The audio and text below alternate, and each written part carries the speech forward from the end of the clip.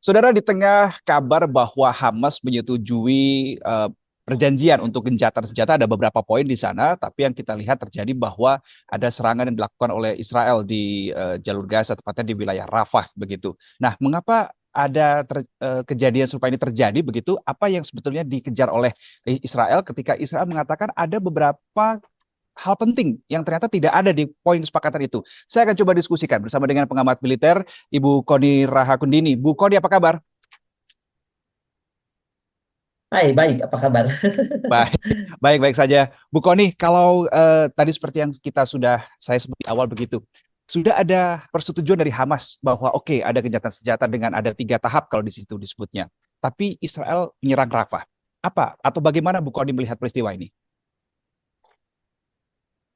Sekali lagi, menurut aku memang melihat masalah ini tuh tidak bisa sederhana ya. Dalam arti kita bisa lihat perkembangan beberapa hari ini, misalnya saja tuntutan untuk Netanyahu di ICC-kan gitu.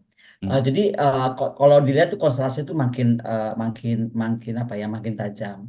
Tapi jangan lupa dilihat ada terjadi juga banyak hal yang kita mesti pertanyakan. Misalnya kenapa sejak Mhm. Iran melakukan serangan, dan meskipun Amerika menyatakan dia tidak ingin terlibat, tapi ada 16 negara langsung terlibat dalam tanda kutip ya, langsung tidak langsungnya menghalangi misalnya serangan Iran. Nah, apa yang Mhm. terjadi menurut saya, memang kita tidak bisa lihat hitam putih hanya karena Israel dan Palestinanya. Kita mesti lihat unsur Hamasnya, nomor satu. Yang kedua adalah bagaimana kalau kita melihat kasus geopolitiknya. Karena ini harus Mhm. ditahan. Bagaimanapun juga alasan ini untuk memperluas perang ini akan sangat berbahaya. Eskalasinya itu akan perluasan ke Laut Hitam, ke Persia, masuk ke Andaman, bisa masuk lagi ke area Asia Tenggara. Jadi memang kalau kita perhatikan, kita selalu bilang kan, di era globalisasi ini, di satu tempat ada terjadi masalah, pasti ke tempat lain akan berdampak. Nah, untuk urusan perang Israel ini, apakah dengan Hamas, apakah dengan Iran, memang tidak sesederhana kita melihat perang Rusia dan Ukraina. Karena dampaknya ini akan menjadi bagaimanapun ujungnya, kalau saya melihatnya dari aspek, kita kan harus lihatnya holistik ya, bagaimanapun nanti akan masuk ke dalam unsur perang agama. Apalagi agama ini menjadi masuk ke dalam sebuah perang aliran, aliran Sunni dan aliran Syiah.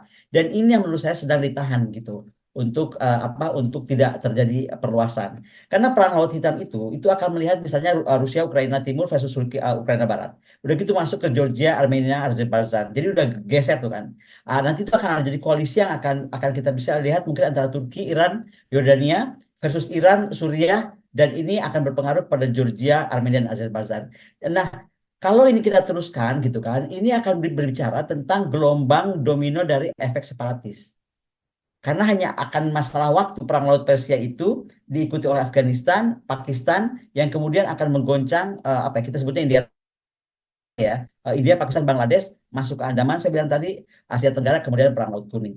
Jadi menurut aku kita tuh memang mesti melihat ini dengan apa ya, dengan holistic approach dan strategi yang tajam.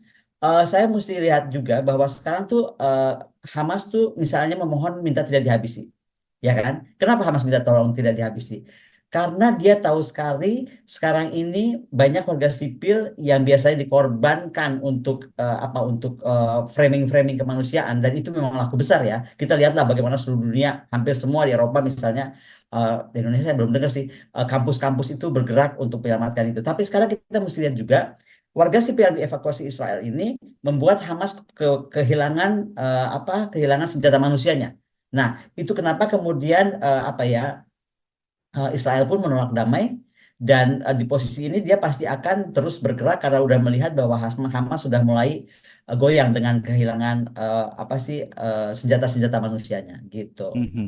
Oke, mulai kehilangan tamengnya begitu ya, kurang lebih Ya, tameng. diksi yang mungkin bisa kita pakai. Tapi begini, Bu Koni, ketika memang oke Israel melihat Hamas sudah mulai kehilangan dalam tanda kutip tamengnya tadi, kemudian dia tetap melakukan serangan, apa sebetulnya analisis Anda? Apa yang pengen dikejar tuh sama Israel sebetulnya?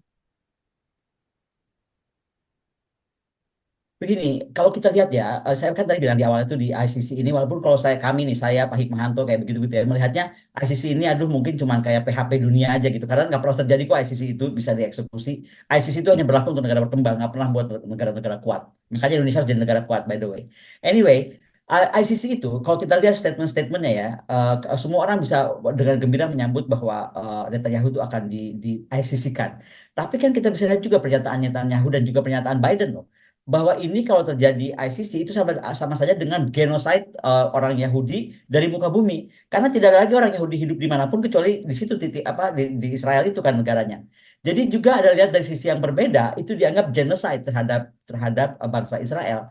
Nah, disitulah saya suka bingung misalnya eh, kenapa ya tiba-tiba petinggi-petinggi negara Arab yang tadi kita pikir oh, kalau Islam ini berarti kita harus bela Palestina kan seolah-olah begitu. Tapi nggak terjadi karena sekali lagi ada yang menurut saya kita tuh harus menang di strategi dan taktik gitu. Mau dibilang seperti apapun ya, Netanyahu itu 6 kali berkuasa loh.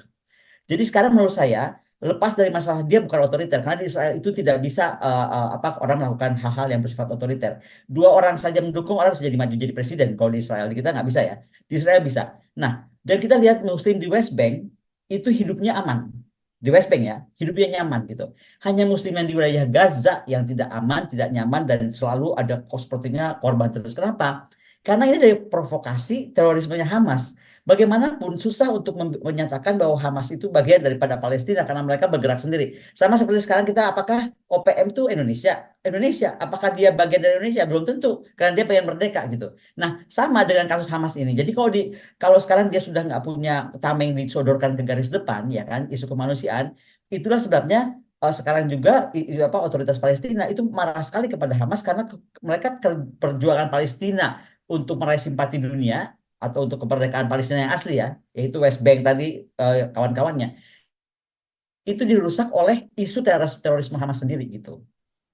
Jadi melihat Palestina ini juga kita mesti lihat dengan sangat-sangat kacamatanya sangat tajam ya. Ada Palestina West Bank atau orang-orang yang pro West Bank lah pro perdamaian Asia Arafat dan kawan-kawan. Ada juga yang tadi yang sangat sangat apa sangat kukuh dengan perang dengan tameng manusia dan lain-lain. Oke, Jangan salah juga berarti loh. Sekarang ya, ya. sekarang membela Hmm, Israel Saudi ditangkap. Membela Israel aja di hmm, Saudi sekarang atau menyatakan di media sosial tentang bagaimana pro Hamas di Saudi itu ditangkap langsung. Ini kan negara hmm, hmm. Islam. Mm-mm. Oke, berarti dengan kata lain Anda coba mengatakan bahwa sebetulnya yang disasar oleh Israel sebetulnya bukan Palestina tapi Hamasnya Iya, atau seperti apa, Bu Kony? Hamas. Dari awal Hamas. Sama Hmm, aja kan, hmm, makanya hmm. saya bilang kita tuh harus hati-hati. Apalagi kalau kita lihat konstelasi geopolitiknya kan nggak ada yang berdiri sendiri. Apalagi perang ini terjadi juga lagi di tengah perang Rusia Ukraina masih terus berjalan dan Rusia Betul. pun terus di bawah tekanan NATO. Jadi ini juga akan jadi sebuah senjata juga yang sekarang dalam masalah dunia modern. Ketika sebuah negara modern negara berperang itu bukan saja negara itu berperang satu sama lain. Ya kan? Coba Hmm, contoh hmm, hmm. Ukraina. Ukraina nggak pernah berperang sama Rusia sebenarnya, tapi dia dipakai oleh negara-negara NATO untuk menyerang Rusia gitu.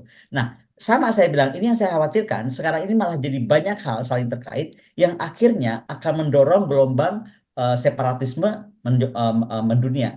Yang saya ingin tekankan cuma satu ya, kalau kita itu logikanya dan strateginya tuh harus matang, maka isu terorisme ini harus kita Hamas ya, harus kita lihat dengan hati-hati karena jangan sampai isu isu ini kemudian dikaitkan kepada TPNPB.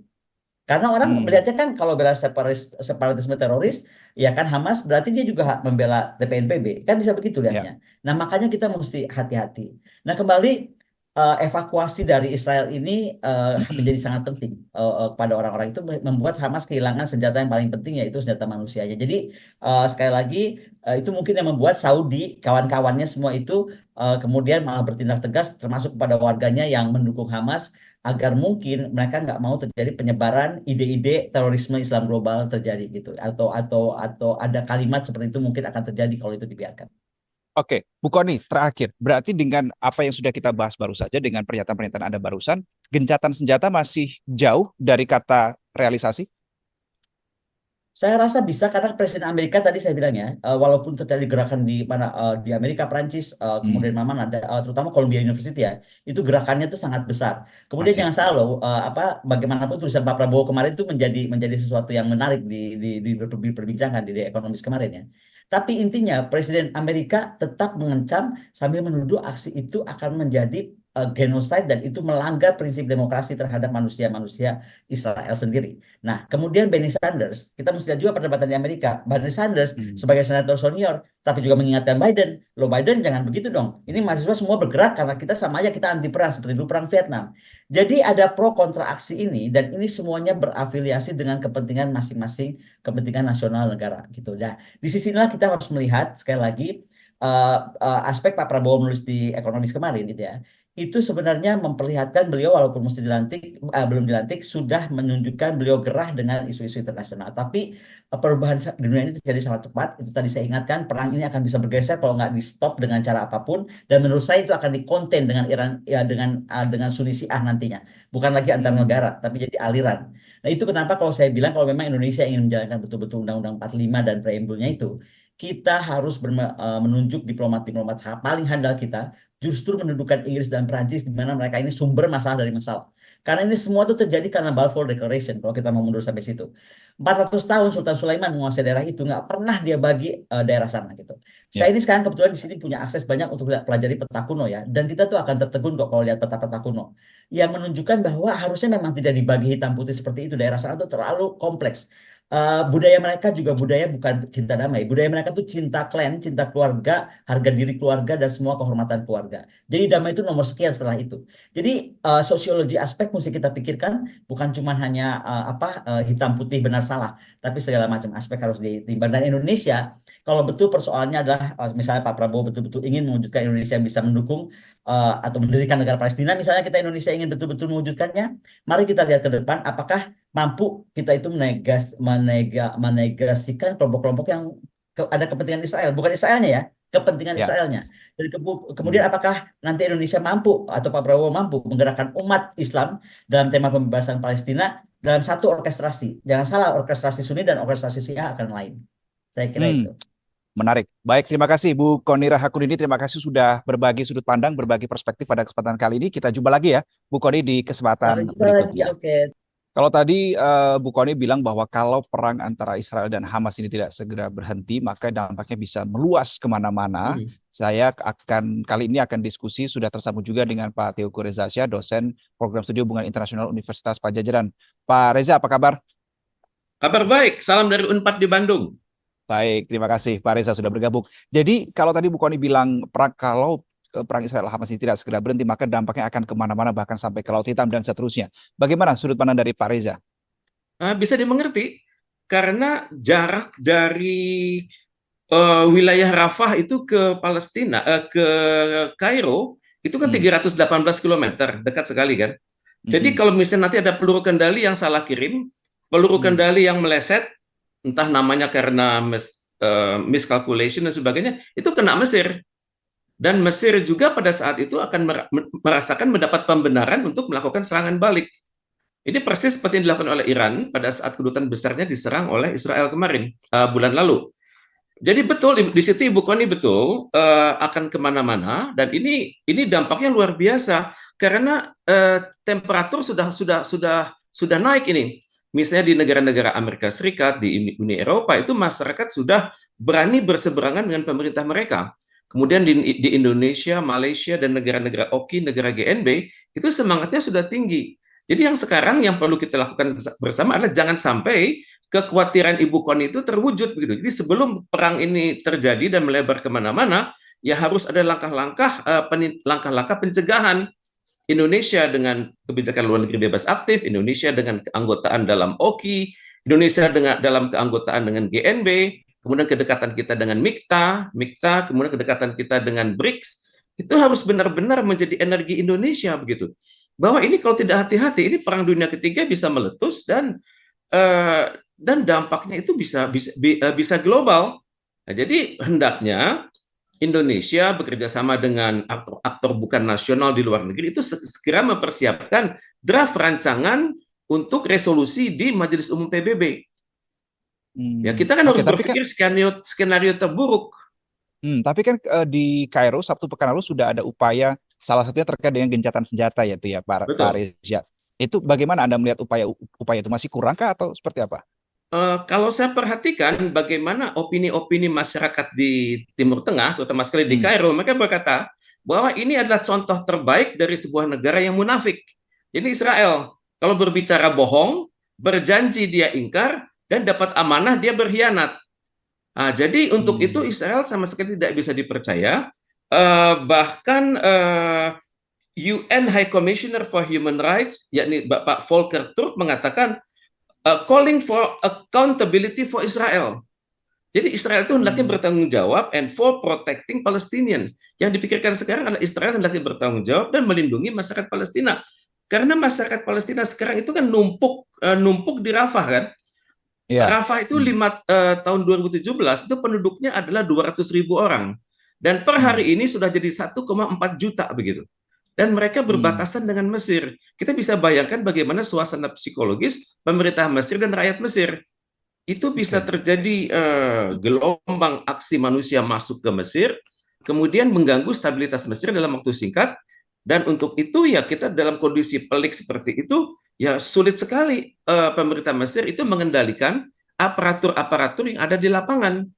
Ya mungkin mereka melakukan suatu tindakan militer yang bertentangan dengan tugas pokok mereka. Mungkin karena merasa terancam, mungkin juga karena merasa terpanggil. Ini adalah situasi-situasi yang harus kita bayangkan dari sekarang gitu. Saya pikir pemikir-pemikir strategis harus memikirkan bagaimana situasi terburuk dan bagaimana mencegah hal ini. Karena kalau kita lihat di Amerika Serikat, ini bukan jadi berita besar. New York Times hari ini mengatakan malah sebaliknya, 3 Israeli soldiers killed in rocket attack claimed by Hamas. Mereka mencoba mengalihkan perhatian gitu. Padahal kita dari Indonesia melihat bahwa yang mungkin terjadi adalah pertama habisnya masyarakat Palestina, kemudian yang kedua adalah potensi keterlibatan Mesir dalam suatu konflik terbuka mulai dari Rafah ini. Oke. Nah, jika sudah memang ada Hamas tadi, kalau saya lihat di beberapa pemberitaan mengatakan sudah menyetujui beberapa poin kesepakatan Kairo begitu ya. Tapi dengan ada serangan Israel ke Rafah pada hari ini bisa dimaknai Israel tidak setuju dengan beberapa poin, bahkan Israel mengatakan poin-poin itu jauh dari tuntutan penting Israel. Itu yang dikatakan oleh PM Benjamin Netanyahu. Sebetulnya tuntutan penting Israel itu apa kalau menurut Pak Reza Shah? Karena ini tidak dirinci oleh Netanyahu. Di kalangan masyarakat Israel ada pemikiran namanya nakbah. Kita habiskan semuanya. Jadi apapun itu, orang, lokasi, gambar, peta yang bukan Jewish itu harus segera dibersihkan begitu. Dan diganti dengan pendudukan Israel, diganti dengan simbol-simbol Israel di situ. Karena mereka berpikir pembasmian yang mereka lakukan tahun 48 itu belum selesai sampai sekarang. Sekaranglah selesainya. Jadi mereka melihat bahwa Hamas dan juga pemerintah Palestina sudah semakin lemah. Nah, karena itu ya operasi Nakbah ini segera dipercepat. Oke. Sebetulnya kalau menurut Pak Reza, yang ingin disasar atau ditarget oleh Israel itu Palestinanya secara keseluruhan atau Hamasnya? Saya pikir semuanya. Karena pemerintah Palestina itu sudah sangat lunak, sudah sangat tunduk pada Israel, dan hanya Hamas yang merupakan organ militer yang memiliki struktur kepemimpinan di dalam negeri dan juga memiliki jaringan-jaringan kerjasama internasional. Kalau kita perhatikan kekuatan-kekuatan luar seperti Iran itu berhubungannya dengan Hamas, tapi secara simbolik dengan pemerintahan di Palestina. Oke, baik. Kalau kita lihat di sini ya, saya coba bacakan beberapa kesepakatan. Yang pertama adalah penarikan mundur penuh Israel dari Gaza, pemulangan warga Palestina yang terusir oleh perang yang sedang berlangsung, pertukaran sandera dan tahanan, serta gencatan senjata permanen. Pak Reza, 4 poin ini yang disampaikan di perjanjian Kairo kemarin, itu apakah masih kurang bisa dalam tanda kutip memuaskan kedua belah pihak? Dalam hal ini adalah Israel dan juga Palestina, termasuk di dalamnya ada Hamas. Kalau Israel, dia tidak akan pernah mundur dari wilayah yang telah dia kuasai. Bahkan di wilayah yang telah dikuasai itu, dia akan membuat pos-pos pertahanan baru dan juga instalasi-instalasi pertahanan yang baru. Kemudian kalaupun nanti mereka berbicara kembali atau bicara tentang two-state solution, dalam bayangan Israel itu tidak ada two-state solution. Saya tidak akan pernah kembali, saya tidak akan pernah mengikuti persyaratan yang dikemukakan oleh lawan-lawan saya, dan saya ingin bergerak sendiri. Dan apalagi bagi Benjamin Netanyahu, ini kan dia ibarat duduk di atas macan yang sedang berlari. Kalau dia turun, dampaknya bisa kena dia sendiri. Kalau dia bertahan dengan loyo, tapi dia akan menunggu kehadiran Donald Trump sebagai pemimpin Amerika Serikat mendatang.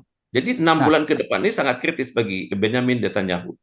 Tapi kan masyarakat di Israel sendiri kan ada yang kontra itu dengan kebijakan yang diambil oleh Benjamin Netanyahu. Means bahwa warga Israel pun juga gerah atau bisa dikatakan tidak setuju dengan keputusan yang diambil oleh Netanyahu.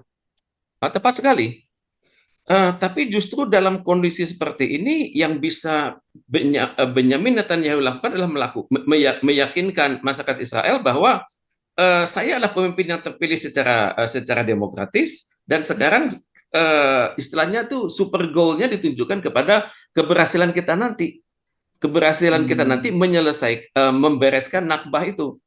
Mungkin dalam target Benjamin Netanyahu adalah dalam waktu 6 bulan ke depan ini ya seluruh penduduk Palestina sudah terusir dari bagian barat Gaza ke tengah dan ke selatan, dan selanjutnya nerobos ke Mesir, dan setelah itu baru berpikir dengan wilayah-wilayah Palestina yang lain yang berdekatan dengan Lebanon.